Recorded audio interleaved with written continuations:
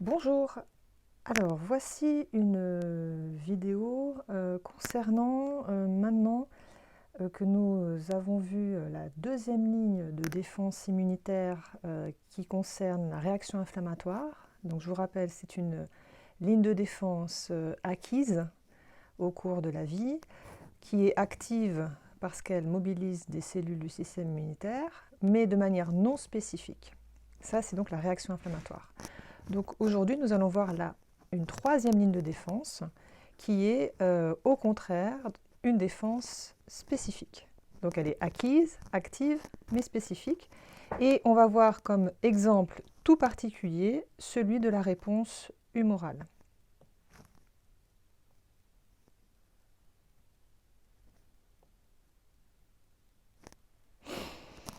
Alors, la réponse humorale consiste, enfin en tout cas, excusez-moi, la réponse humorale, c'est la réponse immunitaire qui va être associée aux lymphocytes B. Et ces lymphocytes B, ils ont pour particularité de produire des anticorps.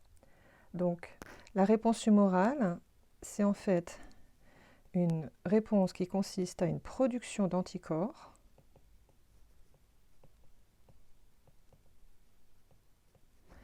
par les lymphocytes B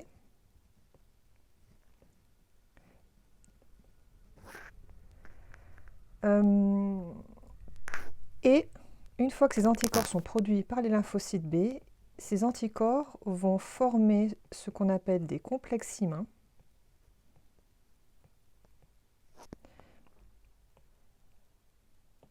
Donc des complexes immuns, immuns ça vient de immunitaire, hein.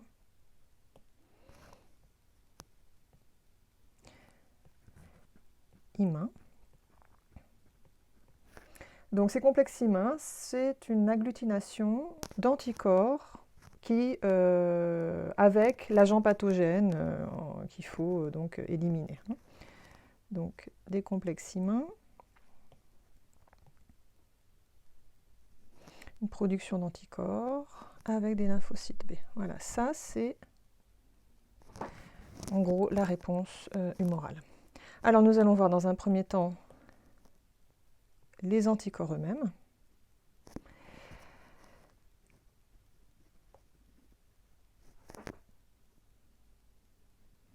Alors, les anticorps, vous avez deux représentations ici, hein, une représentation un peu imagée qu'on retrouve dans cette série de dessins animés scientifiques qui sont Voici la vie. Et vous avez plutôt ici une version modélisée, un peu plus réaliste d'un anticorps qui là est représenté à l'envers, puisqu'il est connecté justement à la surface membranaire, imaginons d'un virus ou d'une bactérie. Si on le retourne, ça ressemble en gros à une forme de Y. Alors un anticorps, je vous rappelle que c'est une protéine qui est produite par les lymphocytes B, donc qui est sécrétée par les lymphocytes B, lorsque ces mêmes lymphocytes B sont eux-mêmes, reçoivent un message de produire leurs anticorps. Hein. Donc on verra ça plus tard. Ces lymphocytes B, quand ils produisent des anticorps, ils se sont différenciés à un autre type de cellules qu'on appelle à ce moment-là des plasmocytes. Donc, seuls les plasmocytes réellement produisent des anticorps. Un lymphocyte B seul, non différencié en plasmocyte, ne peut pas le faire. Et ces anticorps, une fois qu'ils sont produits, ils vont circuler dans le plasma sanguin. Donc je vous rappelle, le plasma sanguin, c'est la partie liquide du sang. Il circule dans ce plasma à la recherche des antigènes du non-soi pour lesquels ils sont spécifiques.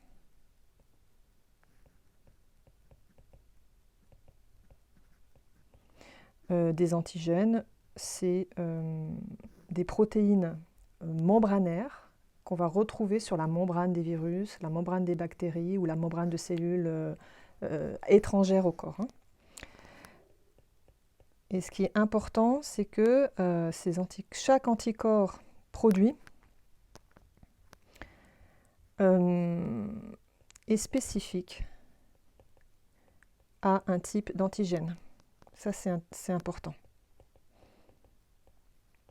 Donc, s'il y a plusieurs antigènes différents dans un organisme, il y aura plusieurs types d'anticorps spécifiques à chacun de ces antigènes. Hein. Donc, on redit, hein, donc un anticorps ici, voilà. C'est une protéine qui est sécrétée par un lymphocyte B lorsque celui-ci est sous forme de plasmocyte qui circule dans le plasma sanguin à la recherche d'antigènes, des antigènes pour lesquels cet anticorps est spécifique. Alors, si on regarde maintenant la structure de base d'un anticorps, comme je vous l'ai dit, si on le retourne, ça ressemble un peu à un Y. Donc, vous avez dans votre livre, page 448, des structures de base qui sont spécifiées. Ici, vous avez une image qui est modélisée par ordinateur, puisque c'est une protéine, un ensemble d'acides aminés qui a une configuration très spéciale en Y. Et en petit b, vous avez sa structure plus schématisée du fameux Y. Et puis, sur ce Y, on voit qu'il y a des chaînes dites longues et des chaînes dites courtes. Alors, les chaînes longues, ce sont les chaînes en violet, là, claires. On les appelle aussi des chaînes courtes. Ça, donc, c'est un synonyme de chaîne longue. Pardon, des chaînes lourdes. Voilà. Donc, les chaînes lourdes, c'est la même chose que les chaînes longues.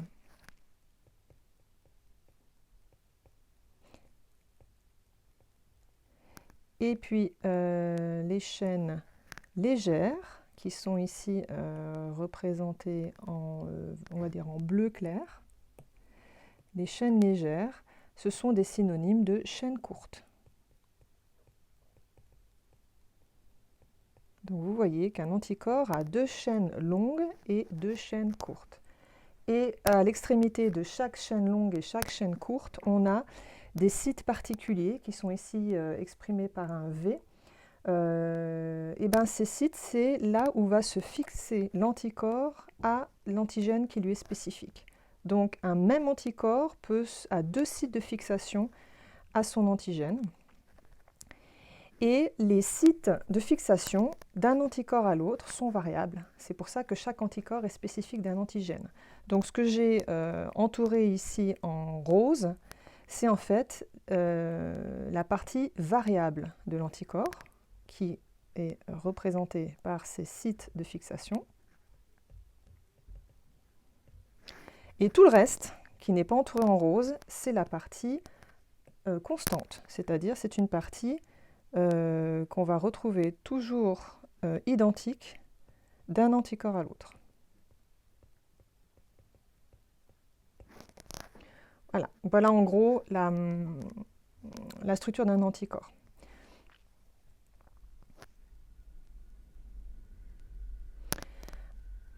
Alors maintenant, on va s'intéresser aux différents types d'anticorps.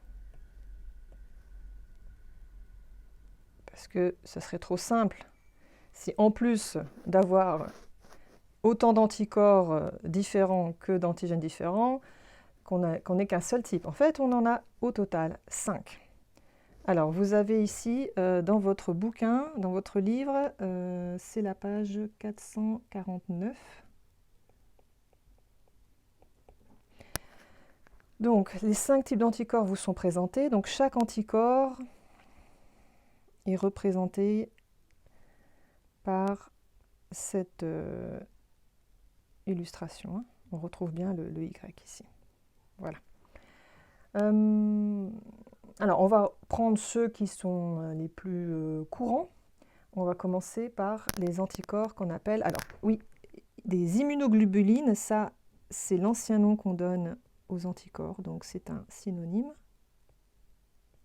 Donc, on les appelle IgG, IgM, IgA, IgE, Ig faisant référence à immunoglobuline.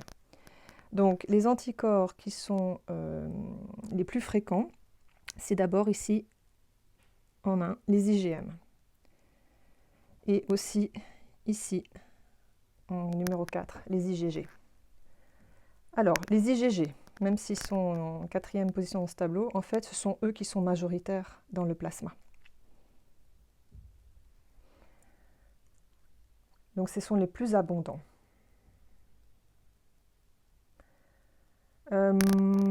J'ai mis des choses en rose. Hein. Ils sont en gros autour de 80% en circulation dans votre plasma. On vous dit qu'au niveau de leur fonction biologique, ce sont les principaux anticorps des réactions immunitaires primaires et secondaires. Primaire et secondaire, primaire c'est quand on a la première fois qu'on est en contact avec l'antigène, le virus. Et secondaire, c'est la deuxième fois qu'on est en contact avec le même antigène ou le même virus. On va en parler juste après.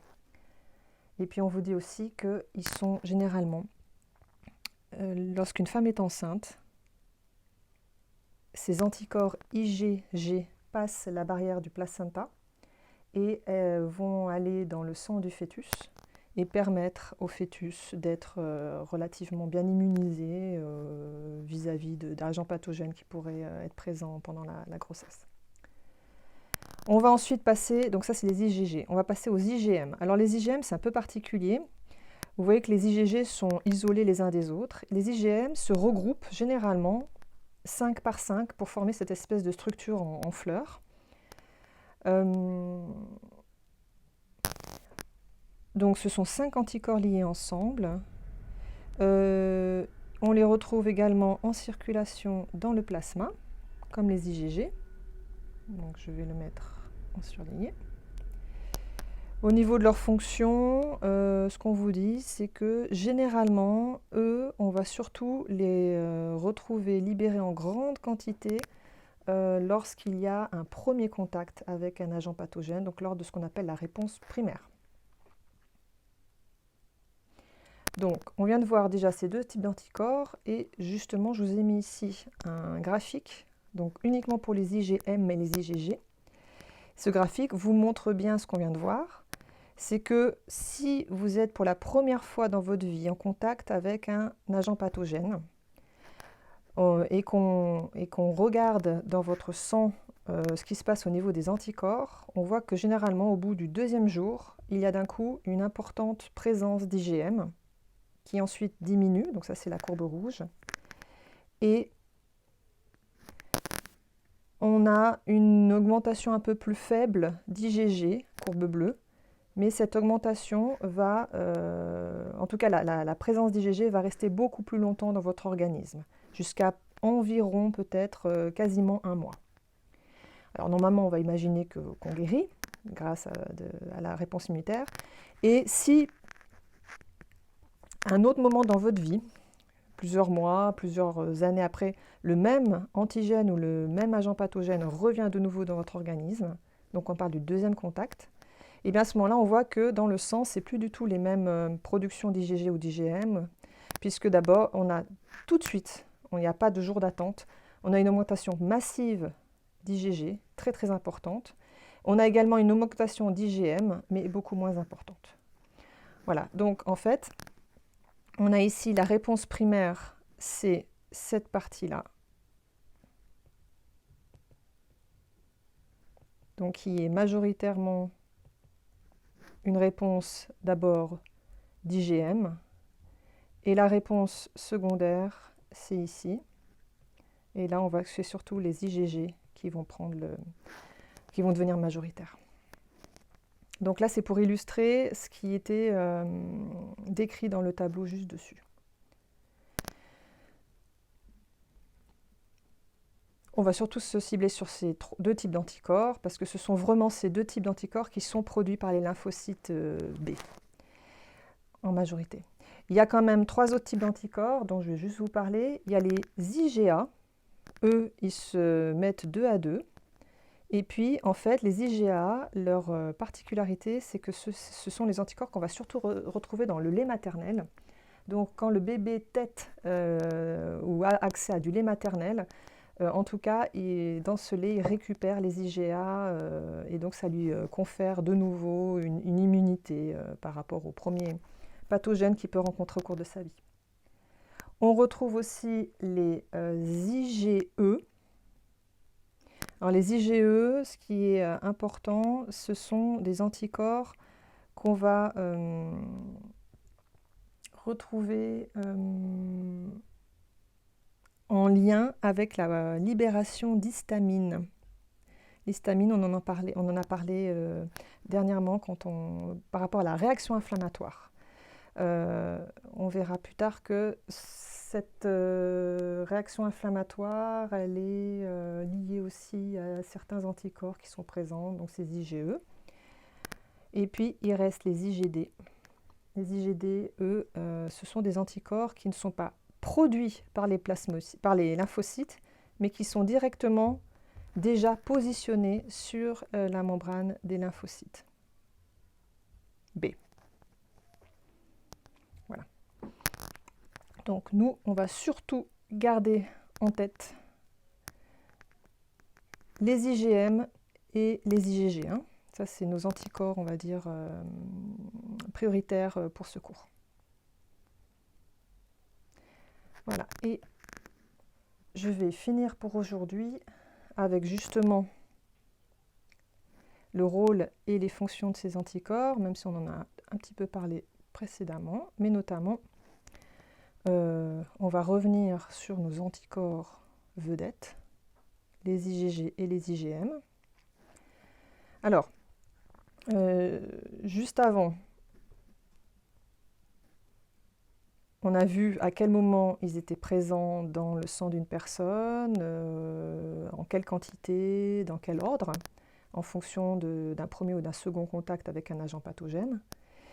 Et on va voir ici, que font-ils une fois qu'ils sont présents dans le sang d'une personne? Alors ça, c'est une figure que vous avez à la page 450 de votre livre. Et j'ai juste caché la partie qui ne nous intéressait pas. Nous, on va juste regarder la partie gauche de cette figure. Alors, si vous regardez bien, dans cette figure, il est question de fixation du complément à l'agglutination. C'est en fait le rôle des anticorps. Ils se fixent sur des agents pathogènes, ils les agglutinent, et ça, c'est nécessaire pour qu'ensuite ces agglutinats, anticorps et agents pathogènes, soient phagocytés par les cellules qui peuvent le faire, et notamment les macrophages en première ligne. Et aussi, on a vu que les granulocytes neutrophiles peuvent aussi phagocyter des éléments. Mais là, on va surtout considérer la phagocytose par les macrophages. Donc, c'est ce que vous voyez à la fin de ce schéma, en bas. Vous voyez ici des macrophages qui effectuent une phagocytose. Ils sont en train d'englober des éléments. Voilà. Alors, si on reprend le schéma depuis le début, imaginons que des anticorps G et des anticorps G et des anticorps M sont produits, sont spécifiques à un agent pathogène qui porte certains antigènes sur sa membrane plasmique. Donc, l'antigène est ici, l'anticorps qui reconnaît l'antigène, voilà, je fais juste la flèche, est de ce côté-là. Quand les deux se rencontrent, on a ce qu'on appelle un complexe antigène-anticorps qui se forme, et ce complexe, on appelle ça un complexe IM.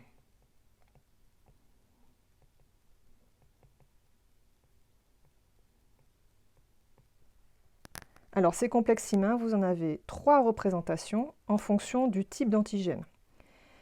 Si au départ, l'antigène, ce sont des protéines qu'on retrouve sur la membrane des virus, alors vous avez ici une représentation de comment les anticorps vont neutraliser ce virus. Ils se positionnent sur sa membrane et donc le complexe IM, c'est une neutralisation.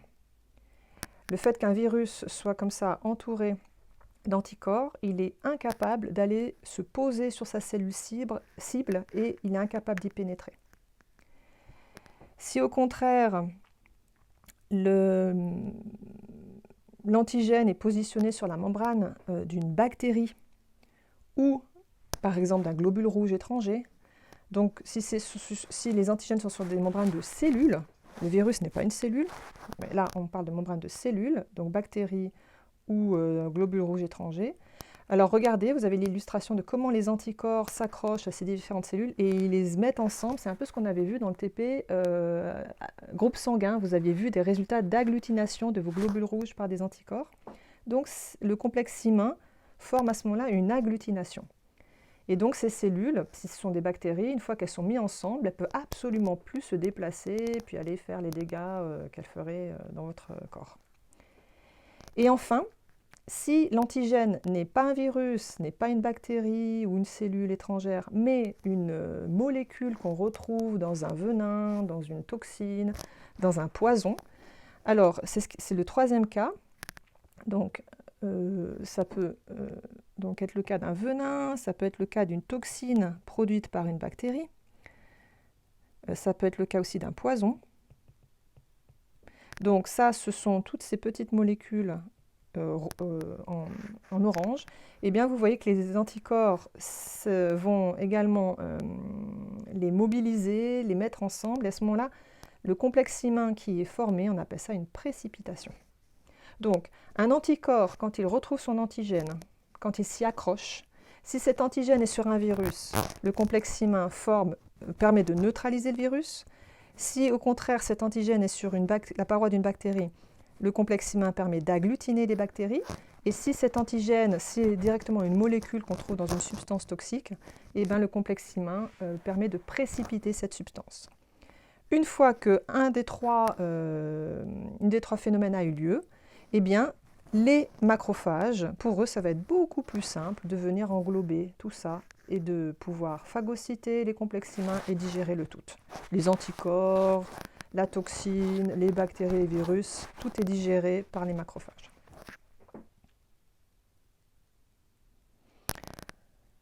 Voilà, nous verrons plus tard eh bien, dans quel contexte et de quelle manière ces anticorps sont produits.